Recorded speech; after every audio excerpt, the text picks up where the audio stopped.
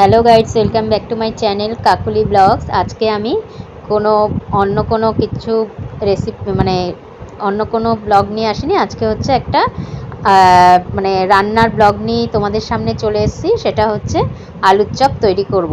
বাইরে এত বৃষ্টি হচ্ছে, বেশ ইচ্ছে করলে একটু আলুর চপ করে খাই। তা আলুটা কেটে নিচ্ছি, দেখতেই পাচ্ছ আলুগুলো সব ছুলে নিচ্ছি। তা সন্ধ্যাবেলায় আলুর চপটা করব। তা সকালবেলায় আমি সব কিছু রেডি করে পুরো তৈরি করে আলুর চপটা রেডি করে একদম তৈরি করে রেখে দেবো, খালি বিকালবেলা ভাজবো বেসনে। তা তোমরা দেখতে থাকো ভিডিওটা। আমি আলু কেটে নিয়েছি, পেঁয়াজও গোটা ছাড়িয়ে নিয়েছি, ছোলা ছাড়িয়ে রসুন কেটে নিয়েছি, আর হচ্ছে কুচো লঙ্কা। তা এগুলো আমি প্রথমে প্রেসারে দিয়ে সিটি মেরে আগে সেদ্ধ করে নেব আলুটাকে ভালো করে। না সেদ্ধ করলে তো শক্ত শক্ত থাকলে হবে না, একদম মোলাম করে সেদ্ধ করতে হবে, যাতে করে ম্যাশ করলে আলুটাকে চট করেই সেটা সেদ্ধ দলা পাকানো যায় আর কি।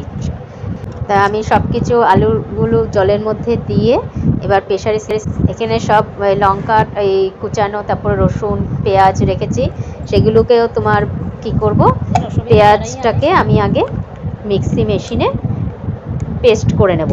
পেস্ট করে নিয়ে তারপরে ওটা পুর তৈরির সময় কাজে লাগাবো। তারপরে তোমার এদিকে রসুনটাও থেতো করে নিয়েছি, আর দেখো পেঁয়াজটা পেস্ট হয়ে গেছে, কুচনো লঙ্কাটা রেডি করে নিয়েছি, সব কিছুই রেডি হয়ে গেছে। এবার আমি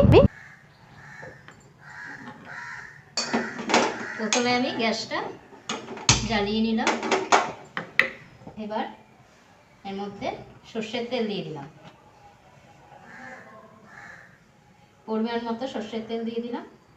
পুরটা তৈরি করতে গেলে সর্ষের তেল দিলে ভালো হয়। সর্ষের তেল দিয়ে যদি পুর তৈরি করি তাহলে পরে তার টেস্টটা অন্যরকম হয় আর কি খেতে। তা এখানে পেঁয়াজ বেটে নিয়েছি, তোমাদের দেখিয়েছি পেঁয়াজ বাটা। তেলটা একটু গরম হোক, তারপরে পেঁয়াজটা দিয়ে দেবো।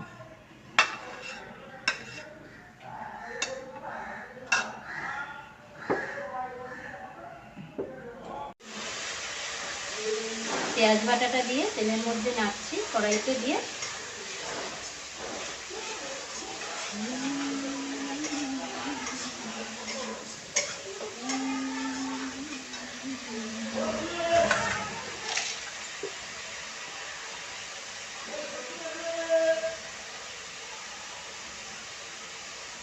তার সাথে রসুন বাটাটাও দিয়ে দিচ্ছি।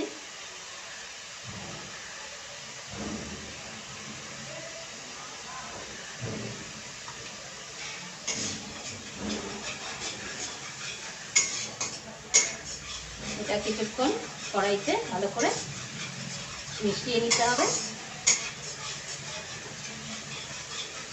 একটু ভাজা ভাজা হলে তবে যে কুচিয়ে রেখেছি যে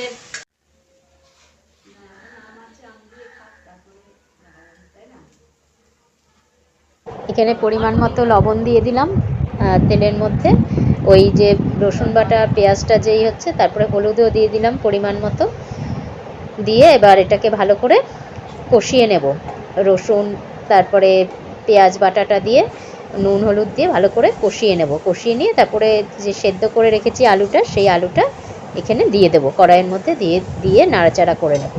আর তারপরে তার আগে তোমার এখানে একটু মশলাও দিয়ে দিচ্ছি, ধনের গুঁড়ো, তারপরে তোমার ধনের গুঁড়ো দিলাম, তারপরে হচ্ছে জিরার গুঁড়ো দিচ্ছি একটু টেস্টটা হওয়ার জন্য। পুরটা একটু ভালো করে টেস্টি না হলে খেতেও কিন্তু চপটা ভালো লাগবে না, সেই কারণেই একটু টেস্ট করেই করতে হবে পুরটা। মেন তো পুরটাই আলু চপে, কেননা বেসন দিয়ে সেটা তো মিশিয়ে তারপরে আমি তেলে ছাড়বো, কিন্তু আগে তো পুরটাকেই ভালো করে করতে হবে। সেই জন্য আমি একটুখানি দিয়ে দিলাম। এবার ভালো করে করে তারপরে আলু সেদ্ধটাকে দিয়ে দিলাম।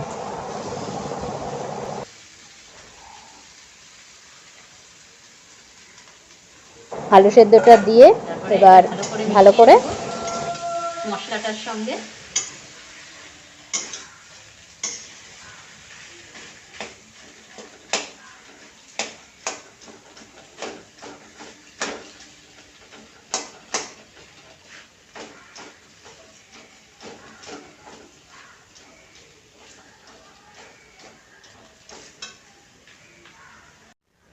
ধনেপাতা কুচিয়ে রেখেছিলাম, সেটাও দিয়ে দিচ্ছি।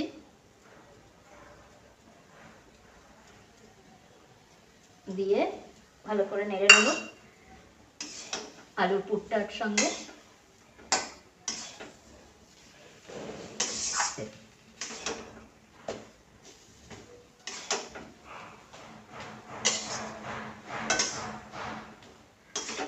নামানোর আগে একটু ভাজা মশলা দিয়ে দেব, তাহলে খেতে আরো টেস্ট হবে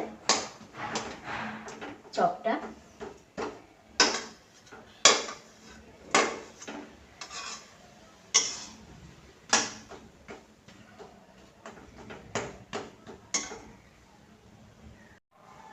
এখানে পুরটা তৈরি হয়ে গেছে, একদম কড়াইয়ের থেকে আলগা হয়ে গেছে আলুর পুরটা, তাহলে বুঝতে হবে যে পুরটা রেডি হয়ে গেছে। এখন কড়াইয়ের মধ্যে আর লেগে যাচ্ছে না। তা এখন নামানোর আগ দিয়ে একটুখানি ভাজা মশলা দিয়ে দেবো, তাহলে খেতে টেস্ট হবে। সামান্য একটু নিয়ে একটু ছড়িয়ে দিতে হবে চারধারে, দিয়ে একটু নাড়িয়ে দিতে হবে।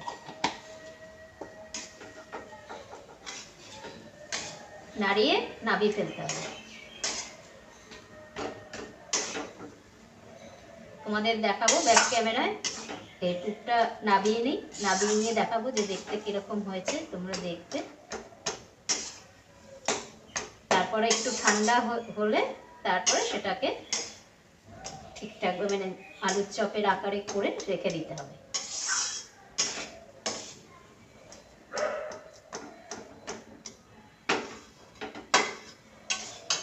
আমার পুরটা হয়ে গেছে,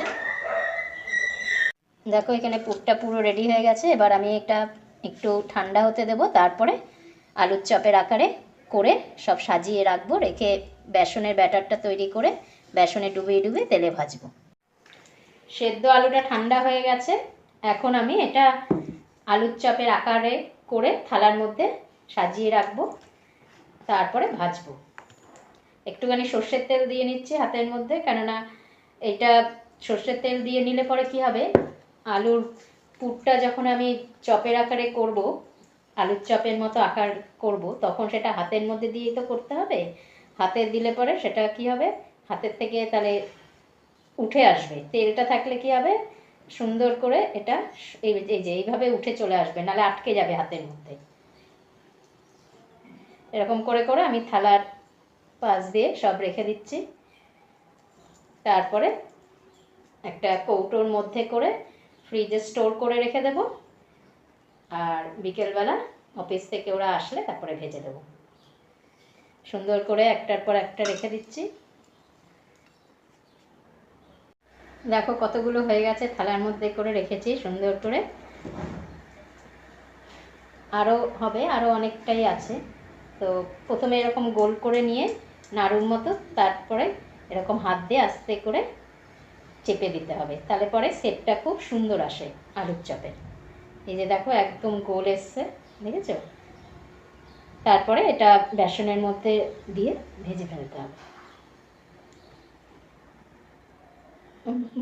এদিকে বৃষ্টি হচ্ছে, তার মধ্যে একটু চপ মুড়ি হলে বেশ ভালোই লাগে খেতে।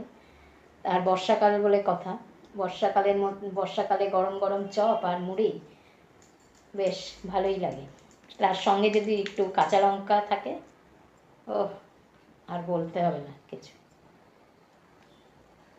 আমার সব আলুর চপের পুর করে একদম সুন্দর করে করে রেখেছি, একদম সাইজ করে, যেরকম আলুর চপের শেপটা আসে সেইভাবেই করে রেখে দিয়েছি। এবার এই বাটির মধ্যে প্লাস্টিকের এক টিফিন বক্সের মধ্যে রেখে ফ্রিজে রেখে দেবো স্টোর করে। তারপরে যখন সময় হবে বিকেলবেলা সব অফিস থেকে আসলে তখন ভাজবো। এখানেও অনেকগুলো রাখা আছে দেখো টিফিন বক্সের মধ্যে। বেসনের ব্যাটারটা তৈরি করে রেখেছি, এখন মানে সবই রেডি আছে। এবার কড়াইতে তেল দিয়ে দেব, তেল দিয়ে সাদা তেল দিয়েই ভাজতে হবে, জানোই তোমরা।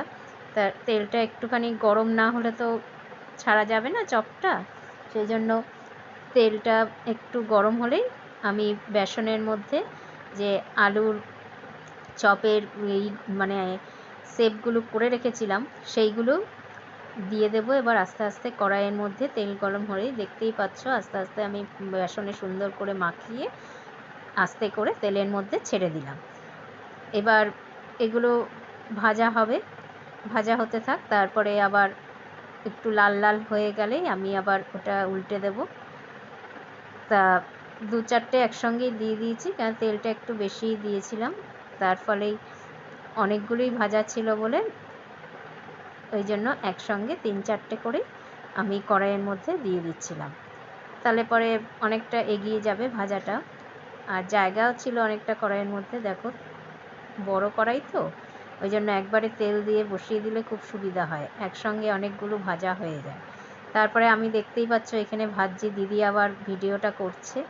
তা এমনি দুজনে আবার কথাও বলছি দিদির সঙ্গে। আমি ওই সব কোথায় কি করব না করব, জন্মাষ্টমীতে কিভাবে কি হবে না হবে সব নিয়ে আলোচনা হচ্ছিল।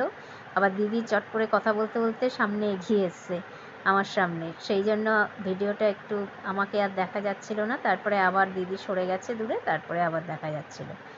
তা চপগুলো বেশ লাল লাল হয়ে গেছে। এখন আমি আস্তে আস্তে এই যে ছাঁকনিটা দিয়ে ছেঁকে ছেঁকে, কেননা তেলটা যাতে বেশি না থাকে সেইভাবে করেই আস্তে আস্তে চপগুলোকে তুলে নেব। ছেঁকে ছেঁকে তেলটা ছাঁকিয়ে ছাঁকিয়ে তেলটাকে ফেলে চপটাকে এই পাত্রটার মধ্যে রেখে দেব। তারপরে আবার সেকেন্ডবার আবার দেব। এইভাবেই চপগুলোকে ভেজে ভেজে তুলে ফেলব। তা তোমরা দেখো এইভাবেই চপগুলো আমি ভেজে ভেজে সবগুলোই আস্তে আস্তে তুলে ফেলছি। তারপরে ওদেরকে খেতেও দেব, কেননা সবাই অফিস থেকে চলে এসছে, আর অফিস থেকে আসলে দেখবে একটু খিদেও পায়, স্বাভাবিক কথাই। তা সেই জন্য আমি একদম রেডি করে নিয়েছি। দেখো মুড়ি আর কাঁচা লঙ্কা বিট লবণ দিয়ে দিয়েছি। আজকের মতো ভিডিওটা এখানেই শেষ করলাম, আর পরের ভিডিও